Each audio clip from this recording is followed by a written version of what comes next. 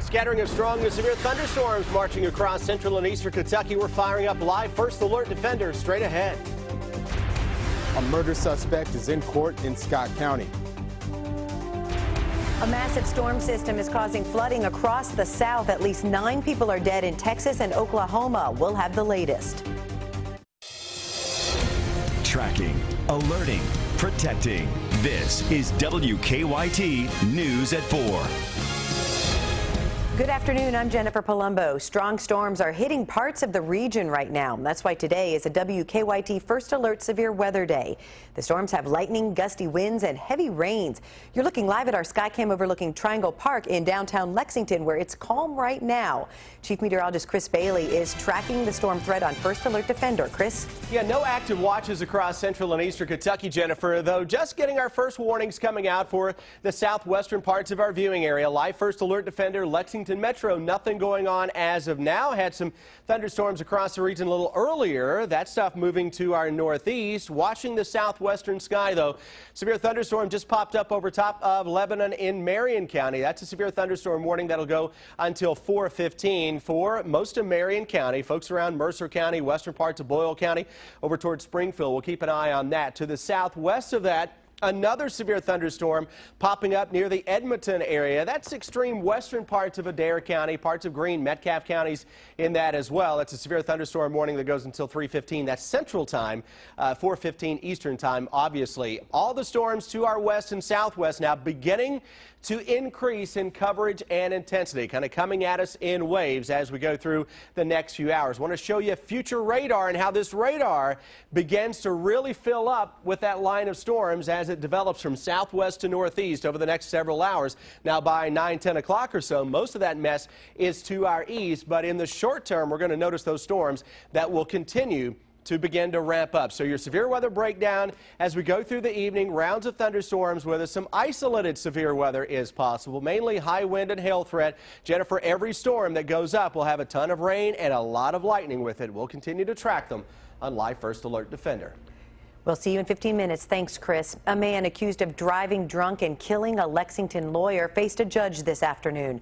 Georgetown police say Odilon Paz Salvador admitted to drinking beer and smoking marijuana Saturday before hitting and killing cyclist Mark Hinkle. WKYT's Sam Smith is outside the Scott County Courthouse with the latest. It's our top story at 4. Paz Salvador was in court this afternoon to formally hear his charges. He's charged with murder, wanton endangerment, and fleeing the scene of an accident. He's also charged with DUI, his third offense. On Saturday afternoon, police say he was behind the wheel of a truck that hit and killed 57-year-old Mark Hinkle. Hinkle was on his bicycle participating in the annual Horsey 100 cycling event. Police say Paz Salvador crossed the center line and hit Hinkle head-on. Hinkle was rushed to UK Hospital where he later died. His arrest citation says Paz Salvador admitted he smoked marijuana and drank 6 beers before the crash. His nephew told me Paz Salvador never used marijuana. The paperwork also says that investigators found a cold beer in the truck and that there was a hole in his windshield and Hinkle's body was on the bed cover of the truck. Hinkle was a principal partner at Landrum Schaus in Lexington. Folks there went to work today for the first time since his death. Some of the people who called me this weekend, they said this is just senseless because Mark was really one of the good guys. Paz Salvador is expected back in court on June 2nd. In Scott County, Sam Smith, WKYT. Paz Salvador's bond remains at $100,000 because he's considered a flight risk and a danger to the community. There have been questions raised about his legal status. What we found coming up at 6. An autopsy is planned today for a Kentucky toddler who'd been missing for more than a week. State police say 2-year-old Lainey Wallace was found dead in a well in Barron County. She was found hours after police arrested her mother's boyfriend, Anthony Barber, during a traffic stop at the Temple Hill Volunteer Fire Department. The Barron County jailer tells us Barber has been taken to KSP headquarters in Bowling Green for questioning. We'll have an update on WKYT News at 5:30. Rescue crews are back at the Kentucky River near the Brooklyn Bridge searching for a missing jet skier. Police say Mike McCarty was the passenger on a jet ski when he fell into the river in Mercer County Sunday night. The search had to be called off yesterday because of water conditions. McCarty's mother says he's from Mercer County and lived in the area where he disappeared. Our reporters are working on a number of other stories for WKYT News starting at 4:30. Amber Philpott joins us from the newsroom with a look at some of the news in progress. Good afternoon, Amber. Good afternoon to you, Jennifer. We are tracking a crime alert as Lexington police search for a man accused of attacking a woman in her home. It happened about 8 this morning on Ray Street near East 4th Street. Police say the man struck up a conversation with the victim before pulling out a knife and forcing her into the home. A child was sleeping inside while police say the man hit and robbed the victim. She had some injuries we're guessing were caused by the knife, some superficial injuries to her hands, and she had an injury to her face. But I think that she was struck at some point during the altercation with the suspect. Police are still looking for the attacker. The victim's husband says the robber took her purse and her wedding ring.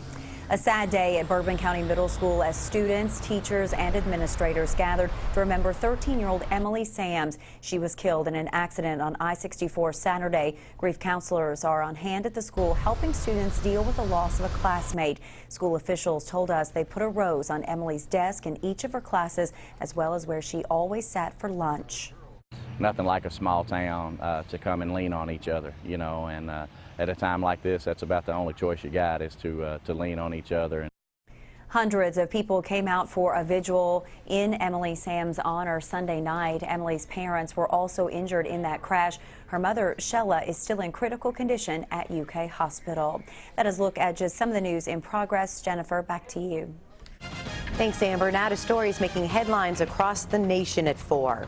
People in Houston, Texas woke up this morning to find almost a foot of rain had fallen, leading to massive flooding. Major roads are closed while workers try to rescue people trapped by the rising waters. Houston is the latest city pummeled by this massive storm system. 9 people are dead, 30 are still unaccounted for. Jan Pomrez is in Texas with the latest. Severe rainfall has pounded the south. We're still urging our citizens to stay home. Let the city dry out. At least 9 people have been killed in Texas and Oklahoma. A dozen others are still missing. More than 10 inches of rain fell overnight in the Houston area.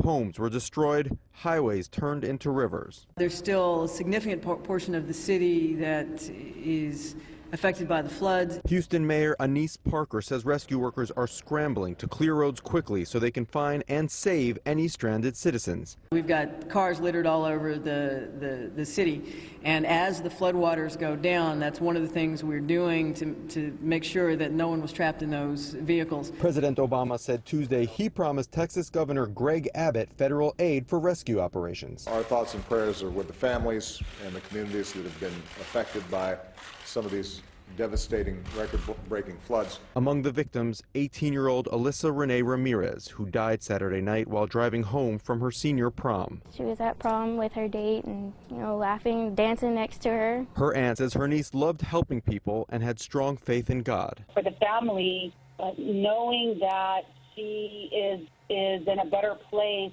brings a sense of peace. As the waters recede in Texas, the trouble is just getting started in neighboring states. The system will now make its way east through Louisiana and Mississippi. Flash flood warnings and watches are in effect. In Wimberley, Texas, I'm Jan Pomrez. Police now say the gunman in a deadly Walmart shooting in North Dakota was an Air Force airman. They say he entered the store in Grand Forks about 1 this morning and started shooting.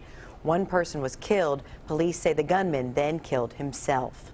The 2016 presidential field is expected to get even more crowded this week, with more candidates announcing their run for the White House. Former Pennsylvania Senator Rick Santorum and former New York Governor George Pataki are expected to enter the race. South Carolina Senator Lindsey Graham and former Texas Governor Rick Perry are expected to announce next week, bringing the GOP tally up to 10. Jeb Bush, Scott Walker, Bobby Jindal, and Chris Christie could also announce. Meanwhile, Democrats may get another contender. Former Maryland Governor Martin O'Malley is set to announce if he will run Saturday. A huge merger in the cable TV industry, what it means for customers in Money Watch. But first, a live look from our sky cam at Triangle Park in downtown Lexington on this First Alert Severe Weather Day. You're watching WKYT News at 4.